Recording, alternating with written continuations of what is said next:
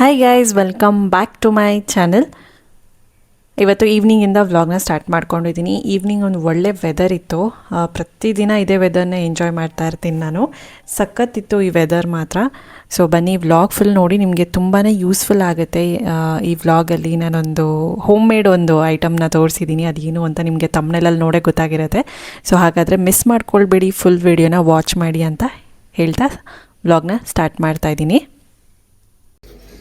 ಲಶಿ, homework ಮಾಡ್ತಿದ್ಯಾ? ಯಾವ number ಅದು? ಯಾವ ನಂಬರ್ ಇದು ಲಶಿ? 4 ಬರೀತಿದ್ಯಾ ಆಗಲೇ? ಯಾವ ಕಲರ್ ಹಾಕ್ತಿದ್ಯಾ? Which colour? ಕಲರ್ ಯಾವುದು? ಯಾವ colour? Which colour hat? Brown. Which colour? Super. Which number? 4. Super. ಜುಟ್ಟು ಹಾಕಿಸ್ಕೊಳ್ಳೋದೇ ಇಲ್ಲ, ಹಾಕ್ದಂಗೆಲ್ಲ ತೆಗಿಯೋದು. ಹಂಗೆ ಇರ್ತಾಳೆ ಅವಳಿಗೆ, ಫ್ರೀಯಾಗಿರಬೇಕು ಅಲ್ವಾ ಲಶಿಕಾ? ಕ್ಲೀನಾಗಿ ಹಾಕು, ಒಳಗಡೆಗೆ ಆಚೆ ಹೋಗ್ಬಾರ್ದು. ಈ ಹ್ಯಾಟಿಗೆ ಬೇರೆ ಕಲರ್ ಹಾಕು, ಈ ಹ್ಯಾಟಿಗೆ ಬೇರೆ ಕಲರ್ ಹಾಕು, ಆಯಿತಾ? ಪಿಂಕು, ಯೆಲ್ಲೋ ಈ ಥರ ಹಾಕು. Hi friends, welcome back. ಈ ಥರ ಮಾತಾಡಿ ತುಂಬ ದಿನ ಆಗಿತ್ತು ಬ್ಲಾಗಲ್ಲಿ, ಡೈರೆಕ್ಟಾಗಿ ಮಾತಾಡಿ ಬ್ಲಾಗ್ ಮಾಡಿ. ಸೊ ಇವತ್ತೇನೋ ಮಾಡಬೇಕು ಅಂತ ಅನಿಸ್ತು ಈ ಥರ ಡೈರೆಕ್ಟಾಗಿ ಬ್ಲಾಗ್. ಸೊ ಈವ್ನಿಂಗಿಂದ ಸ್ಟಾರ್ಟ್ ಮಾಡ್ಕೊಂಡಿದ್ದೀನಿ ರೊಟೀನ್ನ. ಏನು ಗೊತ್ತಾ, ಆ್ಯಂಡ್ ಇವಾಗ ಡಿನ್ನರ್ಗೆ ಚಪಾತಿ ಮತ್ತು ಬೀಟ್ರೂಟ್ ಪಲ್ಯ ಮಾಡ್ತಾಯಿದ್ದೀನಿ. ಆ್ಯಂಡ್ ಹಾಗೆ ಹೋಮ್ ಮೇಡ್ ಲಿಪ್ ಬಾಮ್ ಹೇಗೆ ಮಾಡೋದು ಅಂತ ನಾನು ತೋರಿಸ್ತೀನಿ. ಸೊ ಇಷ್ಟು ವರ್ಷ ನಾನು ಏನಂದರೆ ಹಿಮಾಲಯದು ಲಿಪ್ ಬಾಮ್ಸ್ ಯೂಸ್ ಮಾಡ್ತಿದ್ದೆ. ಸೊ ಬಟ್ ಸೇಫಾಗಿರ್ಬೇಕಲ್ವ, ನಾವು ಲಿಪ್ಸಿಗೆ ಹಚ್ಚುವಂಥದ್ದು ಹೊಟ್ಟೆಗೆಲ್ಲ ಹೋಗುತ್ತೆ. ಸುಮಾರು ಜನ ಎಲ್ಲರೂ ಕೂಡ ಯೂಸ್ ಮಾಡ್ತಿರ್ತಾರೆ ಲಿಪ್ ಬಾಮ್ಸು. ಮನೇಲೇ ಫುಲ್ ಹೈಜೀನಾಗಿ ಇಂಗ್ರೀಡಿಯೆಂಟ್ಸ್ ಯೂಸ್ ಮಾಡಿಕೊಂಡು, ಮನೇಲಿರೋದೆ ಎರಡೇ ಇಂಗ್ರೀಡಿಯೆಂಟ್ಸ್ ಯೂಸ್ ಮಾಡಿಕೊಂಡು ಲಿಪ್ ಬಾಮ್ ಮಾಡೋದು ಹೇಗೆ ಅಂತ ತೋರಿಸ್ತೀನಿ. ಬಟ್ ಇದಕ್ಕೊಂದು ಸ್ವಲ್ಪ ಟೈಮ್ ಬೇಕಾಗುತ್ತೆ, ಓಕೆನಾ? ಸೊ ನಾನು ತೋರಿಸ್ತೀನಿ ಅದು ಹೇಗೆ ಮೆಥಡ್ ಅಂದ್ಬಿಟ್ಟು. ಸೊ ಲಿಪ್ ಬಾಮ್ ಮನೇಲೇ ಮಾಡ್ಕೊಳ್ಳೋಣ ಅಂದ್ಬಿಟ್ಟು. ಇದ್ರ ಜೊತೆಗೆ ಲಿಪ್ಸ್ ಕೂಡ ಪಿಂಕ್ ಆಗುತ್ತೆ, ಸಾಫ್ಟ್ ಆಗುತ್ತೆ. ಯಾವುದೇ ಒಂದು ಆರ್ಟಿಫಿಷಿಯಲ್ ಕಲರ್ಸ್ ಯೂಸ್ ಮಾಡಿಕೊಂಡು ಮಾಡೋದಲ್ಲ, ಇದು ನ್ಯಾಚುರಲ್ ಕಲರು. ಸೊ ಬೀಟ್ರೂಟಿಂದ ಮಾಡೋದು. ಸೊ ತೋರಿಸ್ತೀನಿ ನಾನು ಅದನ್ನು ಹೇಗೆ ಮಾಡ್ಕೊಳ್ಳೋದು ಅಂತ. ಕೆಲವರು ಹೋಮ್ ಮೇಡ್ ಲಿಪ್ ಬಾಮ್ ಅಂದ್ಬಿಟ್ಟು ವ್ಯಾಸ್ಲೈನ್ ಹಾಕ್ಕೊಳ್ತಾರೆ. ಅದು ಕೂಡ ಪೆಟ್ರೋಲಿಯಂ ಜೆಲ್ಲಿ, ಅದರಲ್ಲೂ ಕೂಡ ಒಂದು ಸ್ವಲ್ಪ ಕೆಮಿಕಲ್ಸ್ ಮಿಕ್ಸ್ ಆಗಿರುತ್ತೆ. ಸೊ ಅದು ನ್ಯಾಚುರಲ್ ಆಗಿ ಆಗಲ್ಲ. ಸೊ ಹಂಗಾಗಿ ನ್ಯಾಚುರಲ್ ಆಗಿ ನಾನು ತೋರಿಸ್ತೀನಿ. ಸೊ ಅದ್ರ ಜೊತೆಗೇ ವ್ಲಾಗ್ನ ಕೂಡ ಸ್ಟಾರ್ಟ್ ಮಾಡಿದ್ದೀನಿ. ಫುಲ್ ನೋಡಿ, ಮಧ್ಯದಲ್ಲಿ ಅದನ್ನು ಹೇಳ್ಕೊಂಡು ಹೋಗ್ತಾ ಇರ್ತೀನಿ ನಾನು, ಲಿಪ್ ಬಾಮ್ ಹೇಗೆ ಮಾಡೋದು ಅಂತ. ದೋಸೆಗೆ ನಾನು ಹಾಕಿದ್ದೀನಿ, ಅದನ್ನು ಕೂಡ ರುಬ್ಬಬೇಕು. ಸೊ ವೀಕ್ಲಿ ಒನ್ಸ್ ನಮ್ಮ ಮನೇಲಿ ದೋಸೆ ಇದ್ದೇ ಇರುತ್ತೆ. ಆ ಥರ ಮಕ್ಕಳಿಗೆ ತುಂಬ ಇಷ್ಟ ಆಗುತ್ತೆ. ಆ್ಯಂಡ್ ನಮಗೆ ತಲೆನೋವಿರಲ್ಲ, ಏನು ತಿಂಡಿ ಮಾಡಬೇಕಪ್ಪ, ಏನು ತಿಂಡಿ ಮಾಡಬೇಕು ಅಂತ. ಆ್ಯಂಡ್ ಈಗ ಬೀಟ್ರೂಟ್ ತೆಗೆದಿದ್ದೀನಿ, ತುರಿದು ಕಟ್ ಮಾಡಬೇಕು. ಸೊ ಫ್ರೆಂಡ್ಸ್, ಚಪಾತಿ ಹಿಟ್ಟಿಗೆ ನಾನು ಯಾವಾಗಲೂ ಇದು ಪೌಡರ್ ಬಂದುಬಿಟ್ಟು ಸನ್ಫ್ಲವರ್ ಮತ್ತು ಪಂಪ್ಕಿನ್ ಸೀಡ್ಸು ರೋಸ್ಟ್ ಮಾಡಿ ತಣ್ಣಗಾದ್ಮೇಲೆ ಗ್ರೈಂಡ್ ಮಾಡಿರೋವಂಥದ್ದು ಪೌಡರು. ಸುಮಾರು ಸಲ ಹೇಳಿದ್ದೀನಿ, ಬಟ್ ಯಾವಾಗಲೂ ನೆನಪಿಸ್ತಾ ಇರ್ತೀನಿ, ಯೂಸ್ ಮಾಡಲಿ ಎಲ್ಲರಿಗೂ ಒಂದು ಸ್ವಲ್ಪ ರಿಮೈಂಡರ್ ಥರ. ಇದು 1 ಸ್ಪೂನ್ ಹಾಕೋತೀನಿ ನಾನು, 1-1.5 ಸ್ಪೂನ್ ಹಂಗೆ ಹಾಕೋತೀನಿ. ಆ್ಯಂಡ್ ಇದು ಬಂದುಬಿಟ್ಟು ಫ್ಲ್ಯಾಕ್ಸ್ ಸೀಡ್ಸ್, ಅಗಸೆ ಬೀಜದ್ದು. ಇದು ಕೂಡ ಅಷ್ಟೇ ಲೈಟಾಗಿ ರೋಸ್ಟ್ ಮಾಡಿಕೊಂಡು ತಣ್ಣಗಾದ್ಮೇಲೆ ಪುಡಿ ಮಾಡ್ಕೊಂಡಿರೋವಂಥದ್ದು. ಇದು 1 ಸ್ಪೂನ್ ಹಾಕೋತೀನಿ ಅಷ್ಟೇ. ಇದು ಬೇಕಿದ್ರೆ ಬಿಸಿನೀರಲ್ಲಿ ಹಾಕ್ಕೊಂಡು ಕೂಡ ಕುಡಿಬೋದು, ಇಲ್ಲ ಚಪಾತಿ. ಈ ಮಕ್ಕಳೆಲ್ಲ ಕುಡಿಯಲ್ಲ ಅಲ್ಲ, ಹಂಗಾಗಿ ಚಪಾತಿ ಹಿಟ್ಟಿಗೆ ಹಾಕ್ಬಿಡ್ತೀನಿ, ಆಗ ತಿಂತಾರೆ ಆರಾಮಾಗಿ. ಸೊ ಇದನ್ನು ಹಾಕಿ, ಇನ್ನು ಸಾಲ್ಟ್ ಯೂಸ್ ಮಾಡಲ್ಲ. ಸಾಲ್ಟ್ ಏನಾದರೂ ಪಲ್ಯಕ್ಕೆ ಸಾಂಬಾರಲ್ಲೇ ಇರುತ್ತೆ, ಹಾಗಾಗಿ ಸಾಲ್ಟ್ ಯೂಸ್ ಮಾಡೋಕ್ಕೆ ಹೋಗಲ್ಲ. ಇದನ್ನು ಜಸ್ಟ್ ನೀರಲ್ಲಿ ಹಾಕಿ ಆಮೇಲೆ ಟಫ್ ಥರ ಪ್ರಿಪೇರ್ ಮಾಡ್ಕೊಳ್ಳೋದು ಅಷ್ಟೇ. ಒಂಥರ ಒಳ್ಳೆ ಪ್ರೋಟೀನ್ ಇರೋವಂಥ ಚಪಾತಿ ಆಗುತ್ತೆ. ಇನ್ನು ಚಪಾತಿಗೆ ಬೀಟ್ರೂಟ ತುರಿದಿಟ್ಕೊಂಡೆ, ಹಾಗೆ ಲಿಪ್ ಬಾಮ್ಗೂ ಕೂಡ ಇದಾಗುತ್ತೆ ಅಂದ್ಬಿಟ್ಟು ಬೀಟ್ರೂಟ್ನ ತುರಿದ್ಕೊಂಡಿದ್ದೀನಿ. ಈ ಥರ ಒಂದು ಸ್ವಲ್ಪ ದಪ್ಪದ ಸೈಜಲ್ಲಿ ತುರಿದ್ಕೊಂಡಿದ್ದೀನಿ ನಾನು. ಬೀಟ್ರೂಟಲ್ಲಿ ತುರಿದು ಪಲ್ಯ ಮಾಡಿದ್ರೆ ತುಂಬಾ ಟೇಸ್ಟ್ ಇರುತ್ತೆ. ಆ್ಯಂಡ್ ಲಿಪ್ ಬಾಮ್ ಮಾಡೋಕ್ಕೆ ಇದು ನಾನು ಒಂದು ಮೆಥಡಲ್ಲಿ ತೋರಿಸ್ತಾ ಇದ್ದೀನಿ. ಇನ್ನೊಂದು ಮೆಥಡು ನಾನು ನೆಕ್ಸ್ಟ್ ವ್ಲಾಗ್ನಲ್ಲಿ ತೋರಿಸ್ತೀನಿ. ನಿಮ್ಗೆ ಯಾವ್ದು ಈಸಿ ಆಗುತ್ತೆ, ಯಾವ್ದು ಕಂಫರ್ಟ್ ಇರುತ್ತೆ, ಯಾವ್ದು ಇಷ್ಟ ಆಗುತ್ತೆ ಅದನ್ನು ನೀವು ಫಾಲೋ ಮಾಡ್ಕೋಬೋದು. ಇದು ಫಸ್ಟ್ ಮೆಥಡ್ ಅಂತಲೇ ಅಂದ್ಕೊಳ್ಳಿ. ಒಂದು ಸ್ವಲ್ಪ ನಾನು ಹೀಗೆ ತಟ್ಟೆ ತುಂಬ ಸ್ಪ್ರೆಡ್ ಮಾಡ್ಕೊಳ್ತಾ ಇದ್ದೀನಿ ತುರಿದಿರೋಂಥದ್ದು ಬೀಟ್ರೂಟ್ನ. ಇದು ಚೆನ್ನಾಗಿ ಬಿಸಿಲಲ್ಲಿ ಡ್ರೈ ಮಾಡ್ಕೋಬೇಕು. ಬಿಸಿಲಿದ್ರೆ ಬಿಸಿಲಲ್ಲಿ ಡ್ರೈ ಮಾಡ್ಕೊಳ್ಳಿ, ಅದು ನ್ಯಾಚುರಲ್ ವೇ ಪ್ರೊಸೆಸ್ ಆಗುತ್ತೆ.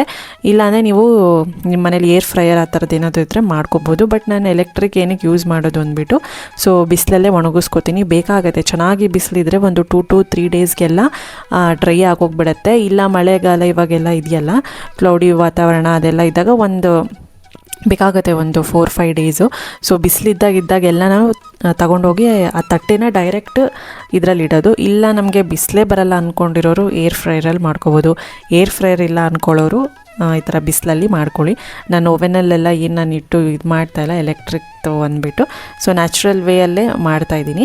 ಇನ್ನು ಅಷ್ಟು ನೀವು ಮೊದಲು ಆ ಕೆಲಸನ ಮಾಡ್ಕೋಬೇಕಾಗುತ್ತೆ. 3 to 4 ಡೇಸ್ ಆದರೂ ಟೈಮ್ ಬೇಕು. ಚೆನ್ನಾಗಿ ಅದು ಪುಡಿ ಥರ ಆಗೋಗಬೇಕು, ಕ್ರಷ್ ಥರ ಆಗೋಗ್ಬಿಡುತ್ತೆ. ಆಮೇಲೆ ನೆಕ್ಸ್ಟ್ ಪ್ರೊಸೆಸ್ನ ನಾನು ಹೇಳ್ತೀನಿ ಹೇಗೆ ಮಾಡೋದು ಅಂತ. ಇನ್ನು ದೋಸೆಗೆ ಚಟ್ನಿ ಕೂಡ ಮಾಡ್ತಾಯಿದ್ದೆ ಇಲ್ಲಿ. ಈ ಥರ ಹೋಮ್ ಮೇಡ್ ಲಿಪ್ ಬಾಮ್ಸ್ ಏನಾದರೂ ಮನೇಲೇ ಮಾಡಿಕೊಂಡ್ರೆ ನಮಗೂ ಒಂಥರ ಸ್ಯಾಟಿಸ್ಫ್ಯಾಕ್ಷನ್ ಇರುತ್ತೆ. ನಾವು ನಮ್ಗೆ ಹೊಟ್ಟೆಗೆ ಹೋದ್ರೂ ಏನೂ ಆಗೋಲ್ಲ. ಇನ್ನು ಮಕ್ಳಿಗೂ ಕೂಡ ಲಸಿಕಂಗೆ ಲಿಪ್ ಬಾಮ್ಸ್ ಅಂದರೆ ಸಖತ್ ಇಷ್ಟ. ಹಂಗಾಗಿ ಮಕ್ಕಳು ಅದನ್ನು ಸ್ವ್ಯಾಲೋ ಮಾಡಿದ್ರೂ ಕೂಡ ಏನೂ ಆಗೋದಿಲ್ಲ. ಸೊ ಹಾಗಾಗಿ ಇದು ಆಫ್ಟರ್ ಎಬೌವ್ 3 ಇಯರ್ಸ್ ಮೇಲೆ ಯೂಸ್ ಮಾಡಿದ್ರೆ ಒಳ್ಳೆಯದು ಮಕ್ಕಳಿಗೆ. 3 ಇಯರ್ಸ್ ಒಳಗಡೆ ಏನು ಬೇಡ.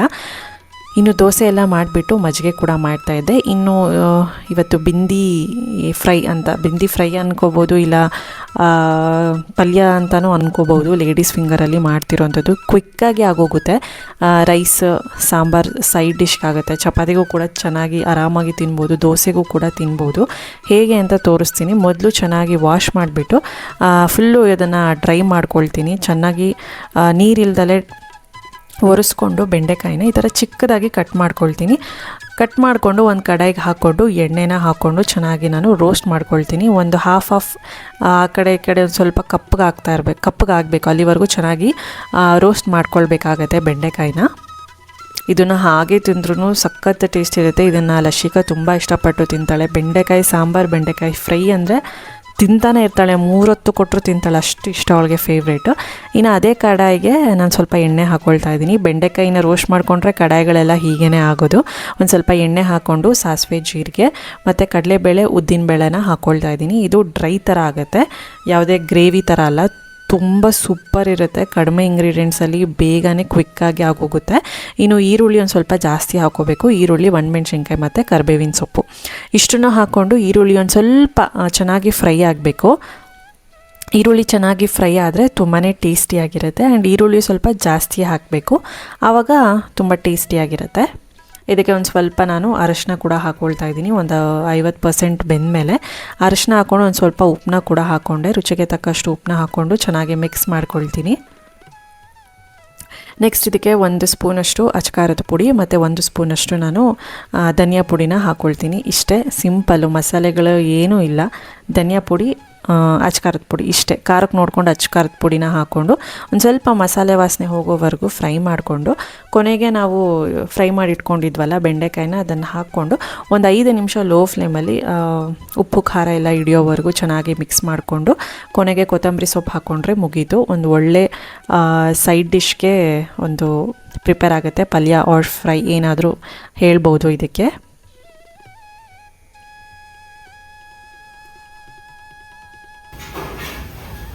ಸೊ ಫ್ರೆಂಡ್ಸ್, ನೋಡ್ತಾ ಇದ್ದೀರಲ್ಲ ಯಾವ ಗಿಡ ಬಂದಿದೆ ಅಂತ. ತುಂಬ ಜನ ಕರೆಕ್ಟ್ ಆನ್ಸರ್ ಕೊಟ್ಟಿದ್ದೀರಾ. ಸೊ ಈ ಕಡೆ ಕೊತ್ತಂಬರಿ ಬೀಜ ಅಂದರೆ ಧನಿಯಾ ಬೀಜ ಹಾಕಿದ್ದೆ, ಇಲ್ಲಿ ಪಾಲಕ್ ಸೊಪ್ಪಿಂದು ಬೀಜ ಹಾಕಿದ್ದೆ, ಇದು ಮೆಂತ್ಯ ಕಾಳು ಹಾಕಿದ್ದೆ. ಸೊ ನೋಡಿ ಯಾವ್ದು ಬರ್ತಿದೆ ಅಂತ ನೀವೇ ನೋಡಿ. ಇದು ಮೆಂತ್ಯ ಸೊಪ್ಪು ಬರ್ತಿದೆ ಫಸ್ಟ್ ಇದೆ ಕಾಣಿಸ್ಕೊಂಡಿದ್ದು. ಆಮೇಲೆ ಇವಾಗ ಪಾಲಕ್ ಒಂದು ಸ್ವಲ್ಪ ಕಾಣಿಸ್ತಿದೆ. ಧನಿಯಾ ಲೇಟು, ಕೊತ್ತಂಬರಿ ಸೊಪ್ಪು ಯಾವಾಗಲೂ ಲೇಟೇ, ತುಂಬ ಟೈಮ್ ತೊಗೊಳುತ್ತೆ. ಬಟ್ ಗೊತ್ತಿಲ್ಲ ಎಷ್ಟು ದಿನಕ್ಕೆ ಬರುತ್ತೆ ಅಂತ ಗೊತ್ತಿಲ್ಲ, ಬಟ್ ಲೇಟು. ಬಟ್ ಇದು ಮಾತ್ರ ಬೇಗ ಬಂದುಬಿಡುತ್ತೆ. ಸೊ ತುಂಬ ಜನದ right answer correct.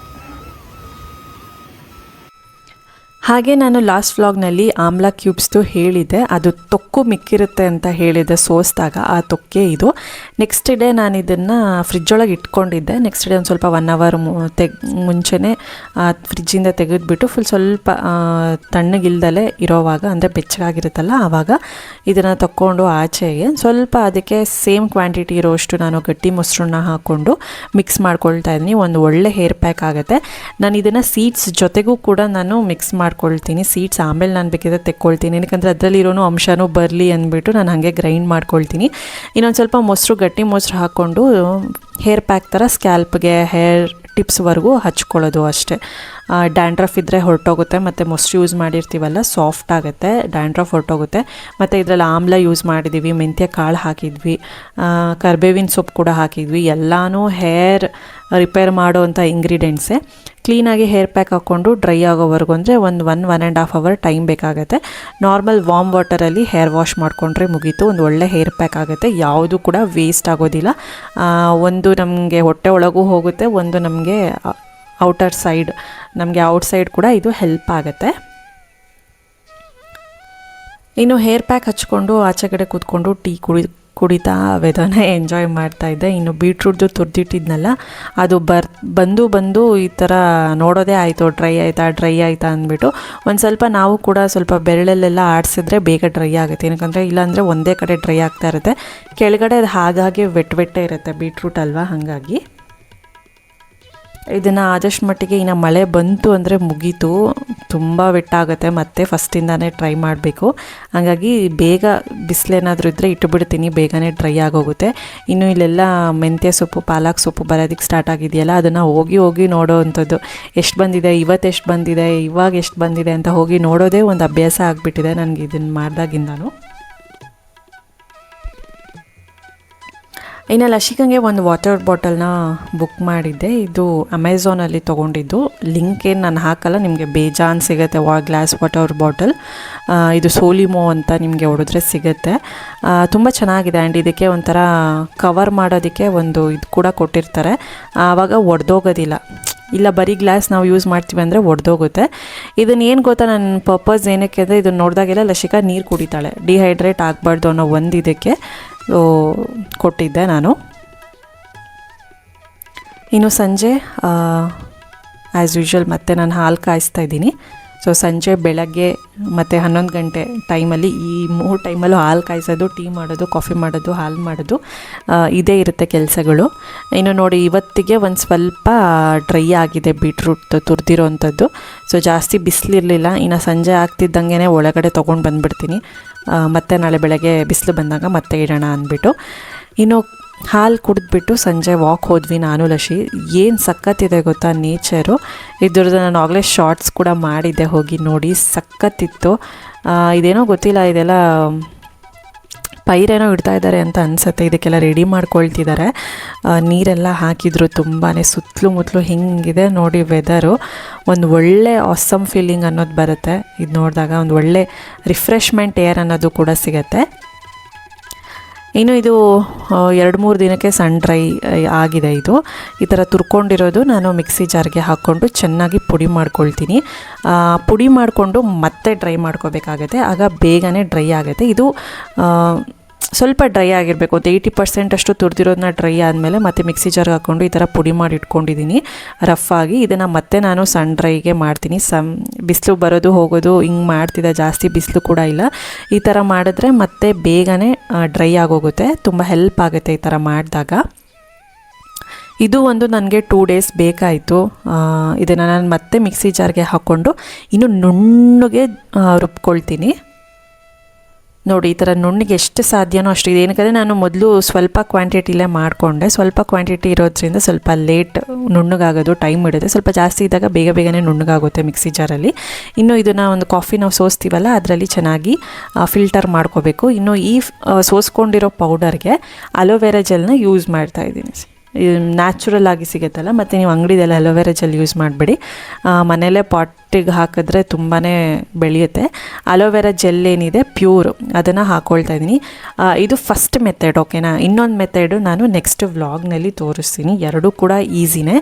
Aloe vera gel ಇಷ್ಟಪಡೋರು ಅಲೋವೆರಾ ಜೆಲ್ನ ಯೂಸ್ ಮಾಡ್ಬೋದು.